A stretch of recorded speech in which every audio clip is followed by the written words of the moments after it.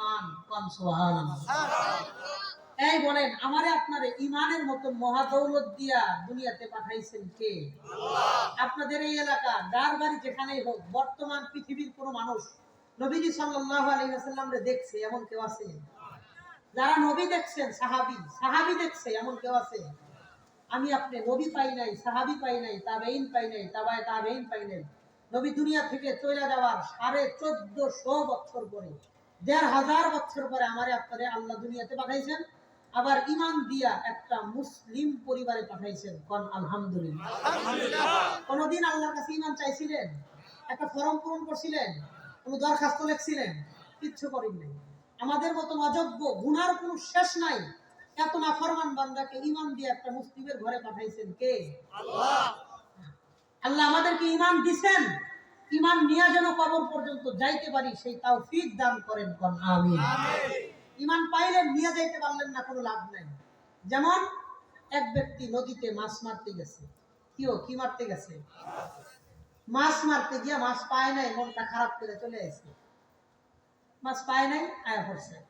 আর এক ব্যক্তি একটা বড় মাছ পাইছে, পাওয়ার পরে যেই ধরছে লাভ দিয়ে ছুটে গেছে। মাত্র পানিতে উঠাইছে, লাভ দিয়ে ছুটে গেছে। হেও খালি হাতে বাড়িতে আইছে। বলেন আফসোস তার কমবে না একটু বাড়বে? আফসোসটা বেশি থাকবে। আমি তো পায়াও পাইলাম না, পায়াও আনতে পারলাম না, মনে কষ্টটা বাড়বে। আল্লাহ যদি আমাদের ঈমান না দিতেন হিসাব আলাদা। তাই নাই, আল্লাহ দেয় নাই। দিছেন যদি লয়া যাইতে না পারি আফসোসটা কমবে না বাড়বে? বাড়বে। আল্লাহ আমাদের প্রত্যেককে দুনিয়াতে ঈমানওয়ালা জীবন, মরার সময় ঈমানওয়ালা মরণ দান করেন। কোন আমিন। আমিন। একজন মানুষের জীবনটা সফল তখনই হবে যখন তার মরণটা ঈমানওয়ালা মরণ হবে। কথা ঠিক আছে? ঈমানওয়ালা মরণটা কেমনে হয়? চলে একটা হাদিস দিয়ে আমি আমার আলোচনার ভিতরে ঢুকি। এই হাদিসটা মুসনাদ আহমদের 17570 নম্বর হাদিসের বর্ণনা। 17570 নম্বর হাদিস। এই হাদিসটা মিশকাতুল মাসাবিহ কিতাব আমাদের কওমি মাদ্রাসায় পড়ায়। এই মিশকাত শরীফের মধ্যেও হাদিসটা আসছে। 1630 নম্বর হাদিসের বর্ণনা। 1630 নম্বর হাদিস। হাদিসের বর্ণনাকারী সাহাবীর নাম হযরতে বারা ইবনে আযিব রাদিয়াল্লাহু আনহু। তিনি নিজে বর্ণনা করেন। তিনি বলেন, এক সাহাবী বলেন নাম হলো হযরত বারা। বলেন নাম কি? হযরত বারা।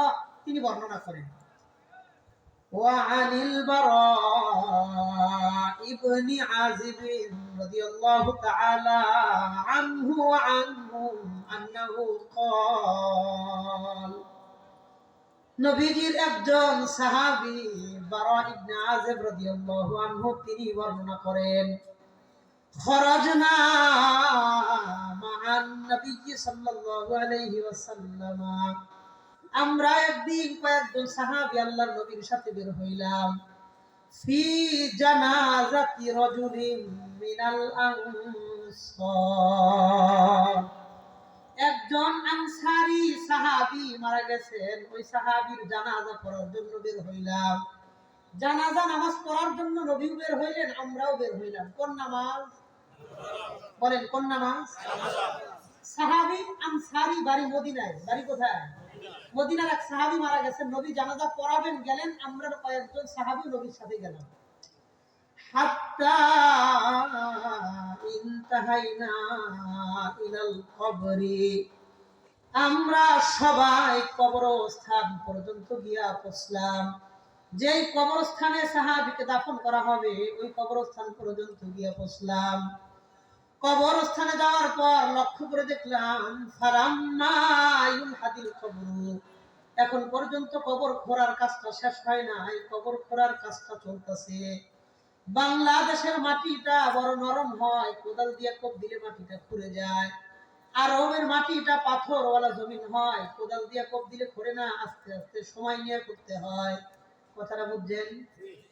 এই জন্য আমরা কবরস্থানে যাওয়ার পরে দেখি কবর খোঁড়ার কাজটা চলতেছে, এখন পর্যন্ত কবর খোঁড়ার কাজ শেষ হয় নাই।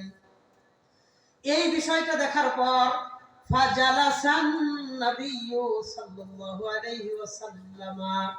নবীজি কবরের পাশে গিয়া বসলেন। ওয়া জালাসনা হাওলা। আমরা নবীজির চারপাশ দিয়ে বসে গেলাম। নবীজি এক জায়গায় বসলেন, আমরাও নবীজির চারপাশ দিয়ে বসলাম। কান্না আত-তায়র, কেমন যেন আমাদের মাথার উপরে পাখি বসা, একদম চুপচাপ দিয়ে আমরা বসে রইলাম। একজন সাহাবী মারা গেছে, আমাদের মন খারাপ, এই জন্য গায়ের উপরে পাখি বসলে কেমন যেন মানুষ লড়াচড়া করে না, আমরাও চুপচাপ বসে রইলাম, কেউ নড়াচড়া করলাম না। ওয়াফি ইয়াদিহি উদুন ইয়ানকুতু বিহি ফিল আরদি, নবীজির হাতে ছোট্ট একটা বাঁশের কঞ্চি, এই বাঁশের কঞ্চি দিয়া নবীজি জমিনের মধ্যে আঁকাআঁকি করেন। আমাদের এলাকার মুরব্বী মানুষের মন খারাপ থাকলে দেখবেন হাঁটু দুইটারে উঁচা কইরা, মাথাটারে নিচা কইরা জমিনের মধ্যে একটা খড়ি মরি লইয়া আঁকায় আর মনের কষ্টটা দূর করে। কথা কোন ঠিক কিনা? আল্লাহর নবীকে দেখলাম মাথাটা নিচের দিকে দিয়ে একটা বাঁশের কঞ্চি দিয়া জমিনের মধ্যে আঁকাআঁকি করে মনের কষ্ট দূর করে। হঠাৎ করে আল্লাহর নবী মাথাটা উঠাইলেন, উঠানোর পর ওয়াকালা লানা, আমরা সাহাবায়ে কেরামদেরকে আল্লাহর নবী বললেন, ইস্তাঈযু বিল্লাহি মিন আযাবিল কবরি, আমার সাহাবায়ে কেরাম তোমরা সবাই আল্লাহর কাছে এই কবরের আযাব থেকে পানা চাও। এই যে তোমাদের সামনে কবর খুঁড়তেছে দেখতেছো, এই কবরের আযাব থেকে আল্লাহর কাছে পানা চাও।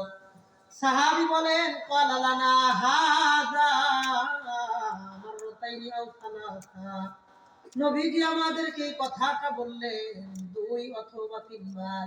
একটা কথায় যদি দুইবার কিংবা তিনবার বলা হয়, বলেন তো ওই কথাটার গুরুত্ব কম থাকে না বেশি থাকে? নবীজি বললেন, শোনো, আল্লাহর কাছে এই কবরের আযাব থেকে তোমরা বেশি বেশি পানা চাও। তিনবার এই কথাটা নবীজি বললেন, এরপরে বললেন, শোনো, ইন্নাল আবদাল মুমিনা ইযা কানা ফিল কিতাইন মিনাদ দুনিয়া ওয়া ইকবালিন মিনাল আখিরাহ, একজন ইমানদার মানুষ যেদিন দুনিয়া থেকে বিদায় নিয়ে আখিরাতের দিকে যেদিন রওনা করবে, একজন মুমিন ভালো মানুষ যেদিন দুনিয়া থেকে মারা যায়, ভালো মানুষ যেদিন মারা যায়, বলেন কেমন মানুষ? সবাই কোন কেমন মানুষ? একজন ভালো মানুষ ইমানদার ওয়ালা ব্যক্তি যখন দুনিয়া থেকে শেষ দিন কাটায়া আখিরাতের দিকে রওনা করে, আল্লাহ নবী বলেন, নাযালাত ইলাইহি মিনাস সামাই মালাইকা, এই ইমানদারের আত্মাটারে কবজা করার জন্য আসমান থেকে বিশাল বড় একটা ফেরেশতার জামাত ওই বাড়িতে আল্লাহ পাঠায়া দেয়। অনেক বড় একটা জামাত পাঠায়। কেন? আল্লাহ বলে, যাও, আমার ওই নেককার বান্দাটা আজকে দুনিয়া থেকে আসবে, সে যেন একা একা না আসে, সবাই গিয়া সুন্দর করে রিসিভ করে সংবর্ধনা দিয়া ওনারে নিয়ে আসবা। সুবহানাল্লাহ। আল্লাহর হাবিব বলেন, হাত্তা ইয়াজলিসু মিনহুম আদ-দাল বাসার, ওই ফেরেশতারা আয়েশা এই ইমানদারের পাশ দিয়ে বসে যায়, যেই পর্যন্ত ইমানদার দেখতে পারে তার চোখের দৃষ্টি সীমানা পর্যন্ত রাস্তার দুই পাশ দিয়ে তার আত্মাটারে স্বাগতম জানানোর জন্য দাঁড়ায় যায়। দুই পাশ দিয়ে দাঁড়ায় গেছে। আল্লাহর নবী বলেন, ওয়ায়াতি মিন বাইনিহিম মালাকুল মাউত, এবার মালাকুল মাউত আজরাইল এই ফেরেশতাদের মাঝখান দিয়ে আসে। আল্লাহর নবী বলেন, ওয়া মাআহু শাইআন, আজরাইল তার জন্য দুইটা জিনিস নিয়ে আসে।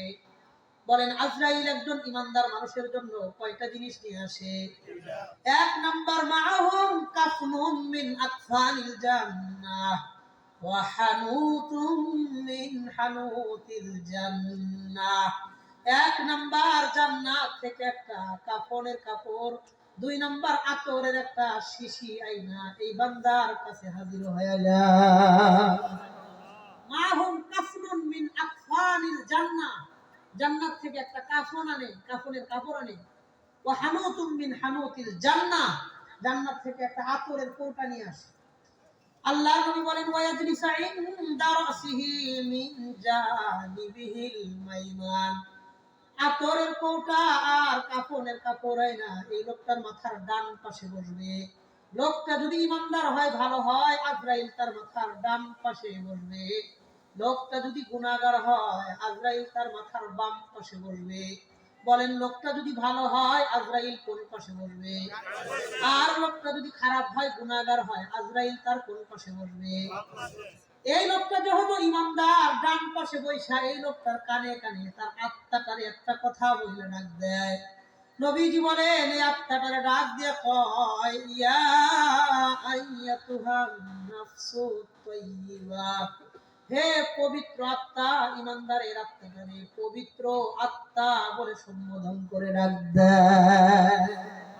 আত্মাটারে কয় হে পবিত্র আত্মা, তুমি অপবিত্র না, শোনো উখরুজি ইলা রিজওয়ানি রাব্বিক ওয়া মাগফিরাতিন আলাইহি, তুমি ওই আল্লাহর দিকে বের হয়ে আসো যে আল্লাহ তোমার উপরে সন্তুষ্ট, তোমার জীবনের সব গুনাহ খাতা আল্লাহ মাফ করে দিয়েছে। দুইটা কথা কয়ে ডাক দেয়। এক নাম্বার ডাক দেয় বের হয়ে আসো ওই আল্লাহর দিকে যে আল্লাহ তোমার উপরে সন্তুষ্ট, ইলা রিজওয়ানি রাব্বিক, তোমার উপরে সন্তুষ্ট, ওয়া মাগফিরাতিন আলাইহি, তোমার জিন্দেগীর যে ভুলগুলা ছিল, বলেন মানুষ হিসেবে আমাদের প্রত্যেকের জীবনে ছোট্টখাটো ভুল ভ্রান্তি ত্রুটি বিচ্যুতি আছে না নাই? আমরা মানুষ, ফেরেশতা না। তাই তোমার যে ভুল ছিল এগুলো আল্লাহ মাফ করে দিয়েছে, তোমার উপরে সন্তুষ্ট, তুমি বের হও। এরপরে আত্মাটা কেমনে বের হয় নবীজি বলেন, যারা এই গ্লাসটা দেওয়া মানে আত্মাটা কেমনে বের হয় আল্লাহর হাবিব সাল্লাল্লাহু আলাইহি ওয়াসাল্লাম বলেন, আমার হাতের দিকে তাকান, গ্লাসটা কেন নিলাম দেখেন। নবীজি বলেন ফাতাখরুজু তাসিলু কামা তাসিলুল কাতরাতু মিন ফামিস সিকাই, একটা বোতল থেকে এক ফোঁটা পানি যতটা সহজে বের হয়ে যায়, ইমানদারের আবার শোনেন, ফাতাখরুজু তাসিলু কামা তাসিলুল কাতরাতু মিন ফামিস সিকাই, কাতরাতুন মানে এক ফোঁটা পানি, এক ফোঁটা পানি বোতল থেকে যতটা সহজে বের হয়ে যায়, ইমানদারের আত্মাটা তার ভিতর থেকে এর চাইতেও সহজে বের হয়ে যায়। আল্লাহ নবী বলেন ফাতাখরুজু তাসিলু কামা তাসিলুল কাতরাতু মিন ফামিস সিকাই, একটা বোতল থেকে এক ফোঁটা পানি যতটা সহজে বের হয়, কোনো কষ্ট হয় না, ইমানদারের আত্মাটা তার ভিতর থেকে এর চাইতেও সহজে ওই ডাক তোমার উপরে সন্তুষ্ট মাফ করে দিতে, এই কথা শুই না এর চেয়ে সহজে বের হয়ে আসে। কোন সুবহানাল্লাহ। বলেন তো মালাকুল মাউত তার জন্য কয়টা জিনিস আনছে? কথা কোন কয়টা? দুইটা। এবার আল্লাহর নবী বলেন ওই আত্মাটা যখন বের হয়ে আসে, ফায়াজআলুনাহা ফি যালিকাল কাফনি ওয়া ফি যালিকাল হানুত, এবার ওই আত্মাটারে নিয়ে ওই কাপড়ের মধ্যে সুন্দর করে পেঁচায় দেয়। আত্মাটারে যখন কাপড়ের মধ্যে রাখে, আল্লাহর নবী বলেন ফায়াখরুজু মিনহা কাতিয়াবিনা ফাতিমিসকিন মুজিদা আলা ওয়াজহিল আরদি, এই কাফন থেকে আত্মা থেকে পরিমাণ গ্রাম ছড়াইতে থাকে, দুনিয়ার মানুষ এমন সুগ্রাম কোনদিন সুইখা দেখে না। এমন সুগ্রাম ছড়াইতে থাকে ইমানদারের আত্মা থেকে, তার আমলের গ্রাম ছড়াইতে থাকে। আল্লাহর নবী বলেন এই আত্মাটারে নিয়ে যখন এই ফেরেশতাদের সামনে দিয়ে রওনা করে, ফালা ইয়ামুরুনা বিহা আলা মালাইন মিনাল মালাইকা, এই আত্মাটারে নিয়ে যখন ওই ফেরেশতাদের কাতারের সামনে দিয়ে যাইতে থাকে, ইল্লা ইয়ালকাউনা আলাইহিমুস সালামা মিনাল্লাহ, এই ফেরেশতারা ইমানদারের আত্মাটারে আল্লাহর পক্ষ থেকে সালাম জানাইতে থাকে। সেনাবাহিনীর বড় কোনো অফিসার এক জায়গা দিয়ে গেলে অন্য সেনা সদস্যরা যেমন সেলুট জানায়, সালাম জানায়, ইমানদারের আত্মাটারে নিয়ে যখন যাইতে থাকে, বাকি ফেরেশতারা দাঁড়ায়া ইমানদারের আত্মাটারে সেলুট আর সম্মান জানায়। কোন সুবহানাল্লাহ। আল্লাহ নবী বলেন হাত্তা ইয়ানতাহিয়া বিহা ইলাস সামাঈদ দুনিয়া, এই আত্মাটারে নিয়ে দুনিয়ার আসমান পর্যন্ত চলে যায়। মালাকুল মাউত জমিন থেকে আত্মাটারে প্রথম আসমানে নিয়ে যায়, যাওয়ার পর ফায়াস্তাফতাহুনা লাহু বাবাস সামা, আল্লাহরে বলেন আল্লাহ আসমানের দরওয়াজাটা খুলে দেন, আল্লাহ সাথে সাথে আসমানের দরওয়াজাটা তার জন্য খুলে দেন।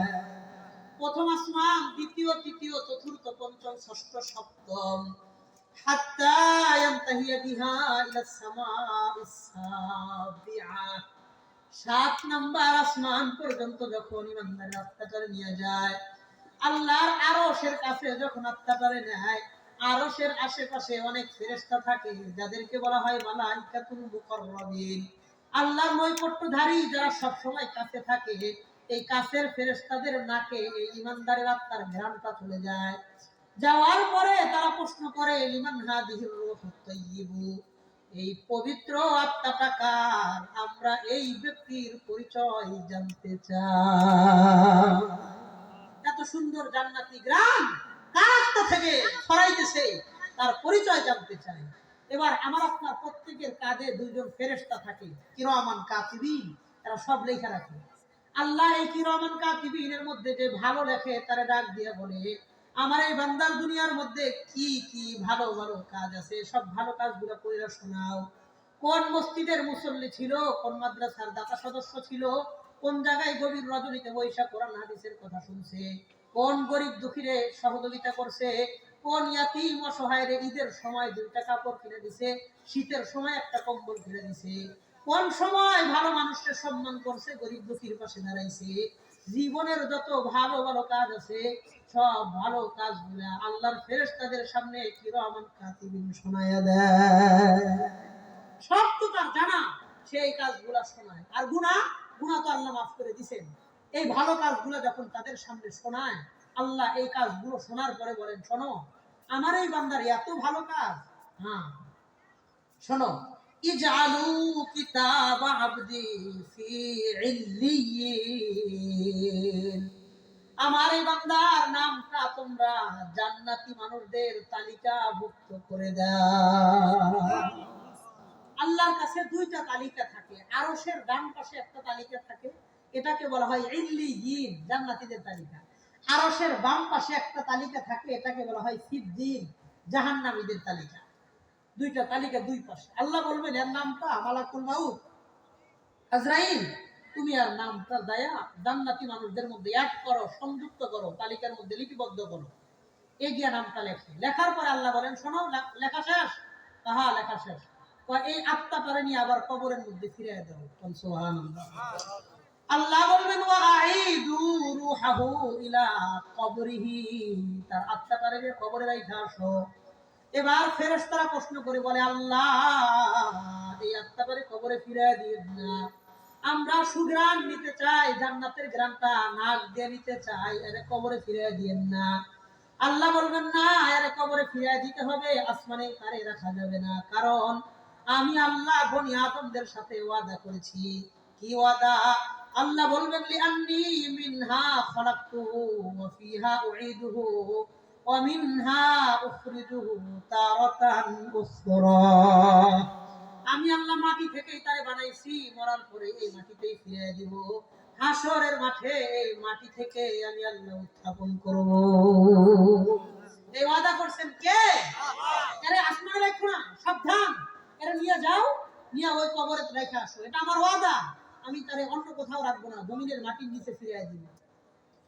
এবারে আত্মাটারে যখন মালাকুল মাউত আজরাইল তার কবরের মধ্যে সুন্দর করে এসে ফিরিয়ে দিয়ে চলে যাবে, আত্মীয় স্বজন, ভাই বেরাদার, পাড়া প্রতিবেশী যারা আপনারে কবর দিতে গেছে, তারাও যখন কবর থেকে চলে আসবে।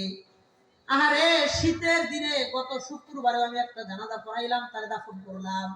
শীতের দিন, ঠান্ডা মাটি, কনকনা শীত, শীতের দিনে মাটি খুঁড়লে পানি পানি হয়ে যায়, ওই পানিওয়ালা মাটির মধ্যে দেখছি 70 বছরের মুরব্বী মানুষের বিছানা ছাড়া পাতলা পাতলা 3টা কাপড় দিয়ে শোয়াইছে।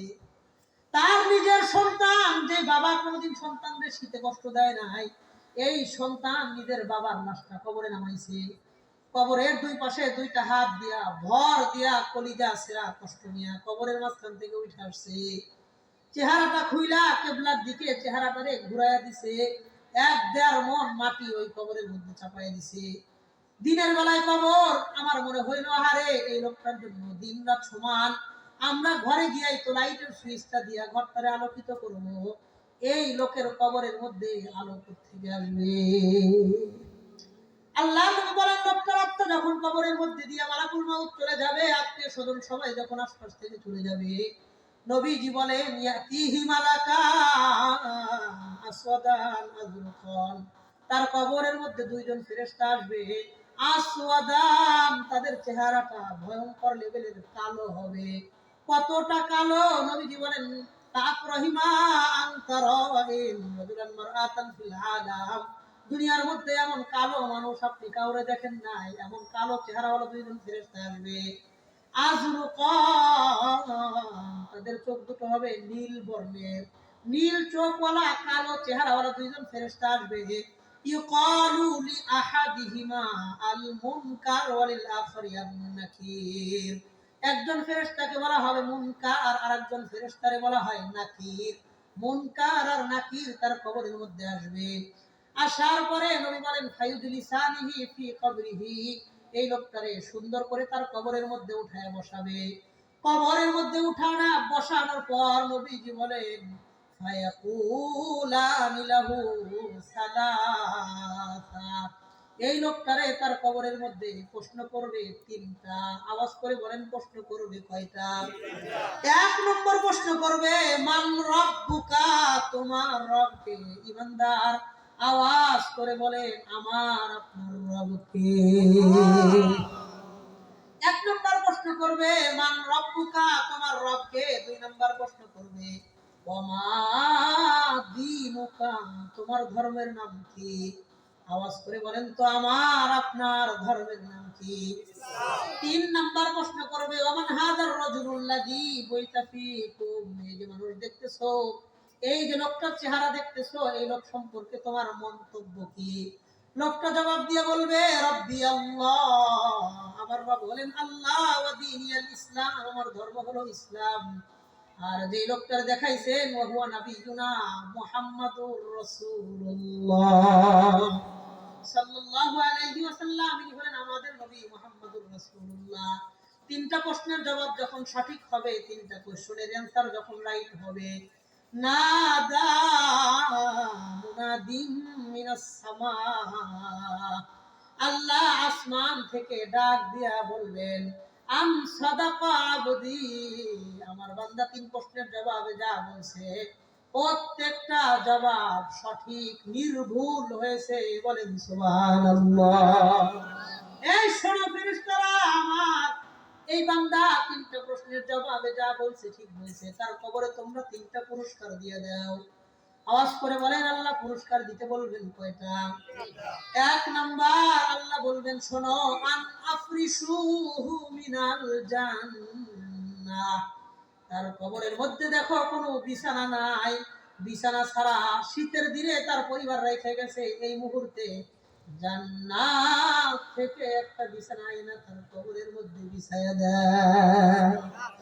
দুই নম্বর আল্লাহ বলবেন ওয়ান আলবিসুহু মিনাল জান্নাহ, তার গায়ের মধ্যে পাতলা পাতলা তিনটা কাপড়, শীতের দিনে কম্বলের মধ্যে শুইলেও তো শীত লাগে, পাতলা কাপড় দিয়ে কেমনে শীত যাবে?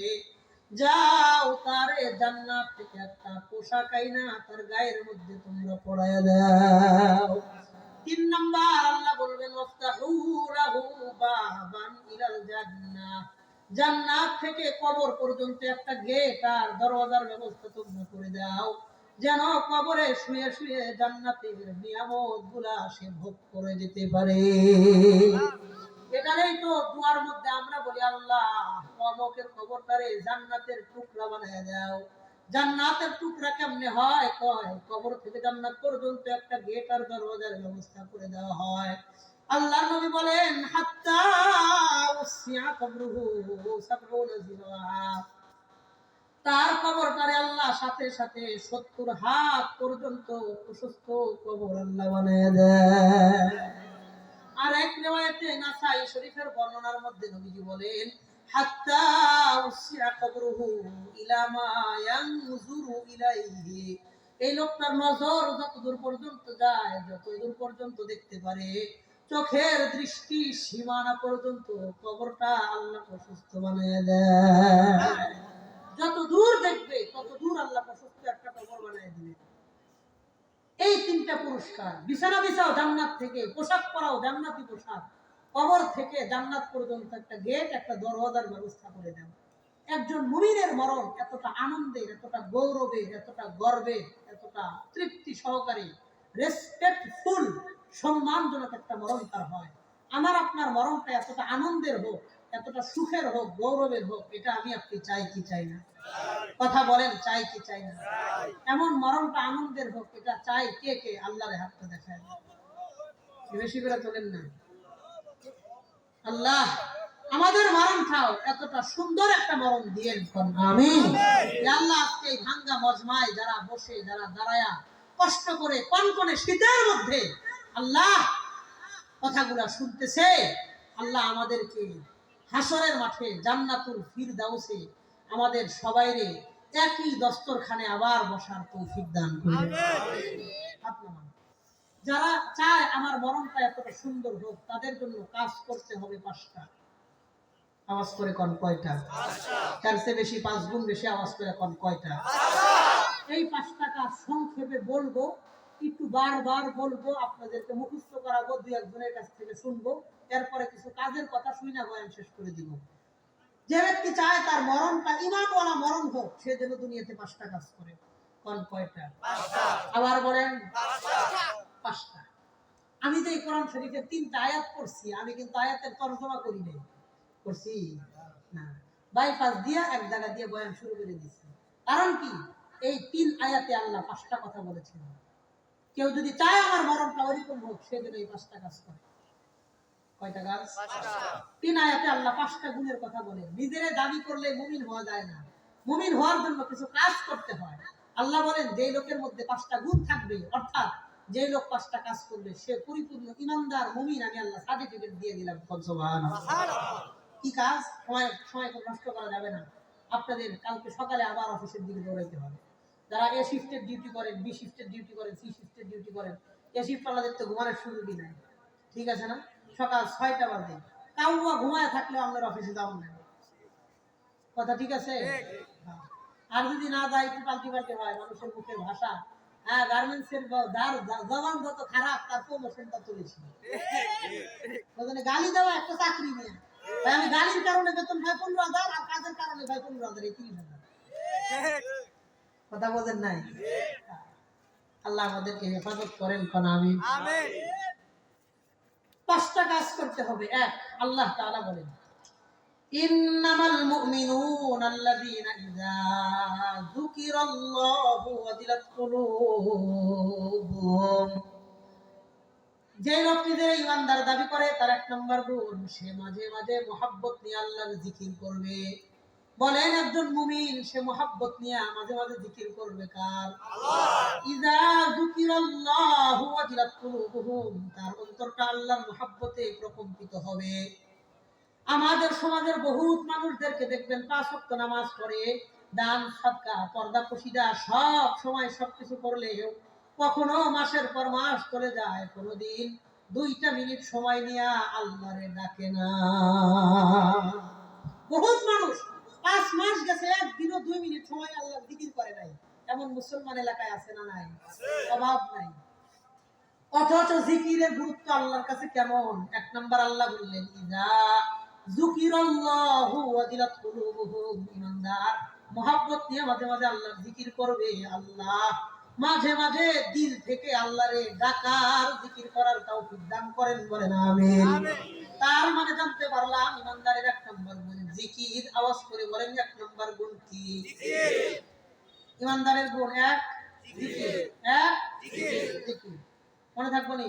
5টা আগাইবো, দেখেন। 2 নম্বর আল্লাহ বলেন, وَإِذَا تُلِيَتْ عَلَيْهِمْ آيَاتُهُ زَادَتْهُمْ إِيمَانًا।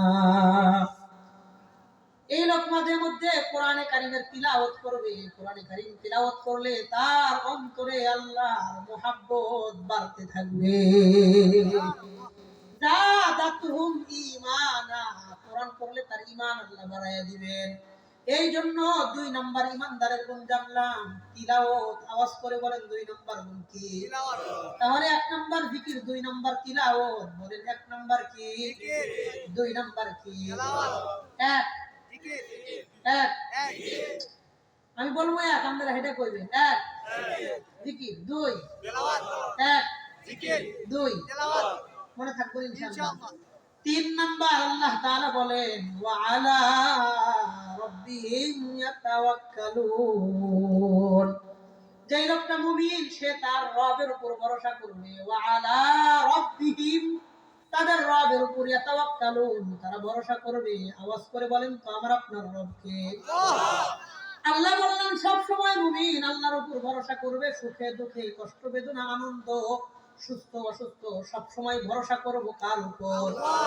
আল্লাহ আমাদেরকে সব সময় আল্লাহর উপর ভরসা রাখার, ভরসা করার তৌফিক দান করেন, বলেন আমিন। তাহলে 3 নাম্বার জানতে পারলাম ইমানদারের 3 নাম্বার গুণ ভরসা। বলেন কি? ভরসা। কোন কি? ভরসা। এক এক দুই দুই তিন ভরসা। তিন ভরসা। তিনটারে একসাথে বলবেন জিকির, তিলাওয়াত, ভরসা। আমি এক লেখে বয়ান করতাম, আমরা চুপচাপ বয়ে ভুলবার এই সুযোগ নাই। আমিও গমু, আমরা গমু হস্ত করতে হবো, কথা ঠিক আছে নিয়ম। বলেন যেই লোক নিজের মুমিন দাবি করে তার গুণ লাগে কয়টা? 1 নাম্বার জিকির, 2 নাম্বার তিলাওয়াত, 3 নাম্বার ভরসা। তিনটারে একসাথে মনে রাখবো, জিকির, তিলাওয়াত, ভরসা। একবার বলেন। 4 নাম্বার গুণ কি? আল্লাহ তাআলা বলেন আল্লাযীনা ইউকিমুনাস সালাহ, যেই লোকটা মুমিন সে সব সময় 5 ওয়াক্ত নামাজ পড়বে, নামাজের ক্ষেত্রে অলসতা করবে না। তার মানে জানতে পারলাম ইমানদারের 4 নাম্বার গুণ নামাজ। আওয়াজ করে বলেন কি? নামাজ। তাহলে 4 নাম্বার গুণ নামাজ। আল্লাহ আমাদের সবাইরে 5 ওয়াক্ত নামাজি, দিনদার, পরহেজগার, মুত্তাকি হিসেবে কবুল করে নেন, বলেন আমিন। 5 নাম্বার গুণ কি? আল্লাহ তাআলা বলেন ওয়া মিম্মা রাযাকনাহুম ইউনফিকুন, আমি আল্লাহ তারে যতটুকুই ধন সম্পত্তি দিয়েছি সেখান থেকে তারা আল্লাহর রাস্তায় দান করবে। বলেন তো আমারে আপনারে যতটুকুই ধন সম্পত্তি যতটুকুই দিবেন, দিবেন কে? আল্লাহ বলেন ওয়া মিম্মা রাযাকনাহুম, আমি আল্লাহ তারে যতটুকুই দিয়েছি সেখান থেকে আল্লাহর রাস্তায় ব্যয় করবে, দান করবে। জানতে পারলাম ইমানদারের 5 নাম্বার গুণ দান। আওয়াজ করে বলেন কি? দান। 1 নাম্বার জিকির, 2 নাম্বার তিলাওয়াত, 3 নাম্বার ভরসা, 4 নাম্বার নামাজ, 5 নাম্বার দান। প্রথম 3টারে একসাথে বলবেন জিকির, তিলাওয়াত, ভরসা, পরের 2টারে বলবেন নামাজ, দান। সুন্দর করে বলেন জিকির, তিলাওয়াত, ভরসা, নামাজ, দান। বলেন জিকির, তিলাওয়াত, ভরসা, নামাজ, দান। আবার বলেন জিকির, তিলাওয়াত, ভরসা, নামাজ, দান। কয়টা বলবেন? অনেক কঠিন, বিকেলে কই পারবেন নি? হ্যাঁ পারবেন নি ইনশাআল্লাহ। বলেন এক জিকির, কেডি এখন হইছে না? ওই সেনাবাহিনী একটা ভুল করতে বাজার মাঠের মধ্যে ঘর হয় না, এতবার পড়ার পরে হইল না কেন? 1 জিকির, 2 তিলাওয়াত, 3 ভরসা, 4 নামাজ, 5 দান। আল্লাহ এই 5টা গুণ আমাদের সবাইকে অর্জন করার তৌফিক দান করেন, বলেন আমিন। শেষ হইছে না? 5 গুণ থাকলে কি আল্লাহ কয় দেখেন, এই 5টা গুণ যাদের মধ্যে থাকবে আল্লাহ বলেন উলাইকা হুমুল মুমিনুনা হাক্কা। আল্লাহ বলেন এই 5টা গুণ যাদের মধ্যে থাকবে আমি আল্লাহ সার্টিফিকেট দিলাম, সিগনেচার করলাম, স্বাক্ষর করলাম। উলাইকা হুমুল মুমিনুনা হাক্কা, এরাই হলো হক অর্থে প্রকৃত পক্ষে ঈমানদার, বলেন আল্লাহু আকবার। এই যে আল্লাহ তাআলা সার্টিফিকেট দিলেন উলাইকা হুমুল মুমিনুনা হাক্কা, এরাই হক অর্থে মুমিন, এরাই হক অর্থে ঈমানদার। এই যে সার্টিফিকেট দিলেন, স্বাক্ষর করলেন, সিগনেচার করলেন, সত্যায়ন করলেন, এই সত্যায়ন সার্টিফিকেট মুমিনকে দিলেন কে? আল্লাহ নিজে সাক্ষী দিয়া কয়, সার্টিফিকেট দিয়ে বলেন উলাইকা হুমুল মুমিনুনা হাক্কা, আমি আল্লাহ সিগনেচার করে দিলাম তারাই হক অর্থে মুমিন, কারণ আল্লাহু আকবার। তাহলে যে লোক নিজের মুমিন দাবি করে তার মধ্যে গুণ থাকতে হয় কয়টা? 6টা।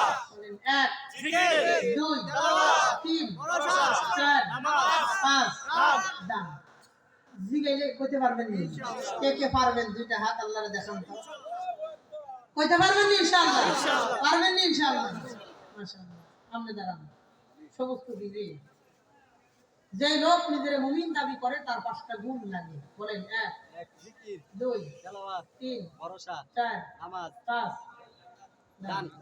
মাশাআল্লাহ কোন মাশাআল্লাহ কোন না মাশাআল্লাহ মাশাআল্লাহ আপনি জানেন আমি পাঁচজন মানুষের কাছ থেকে শুনবো যে লোক নিজের মুমিন দাবি করে তার 5টা গুণ লাগে 1 জিকির 2 তেলাওয়াত তেলাওয়াত 3 ভরসা 4 নামাজ 5 দান।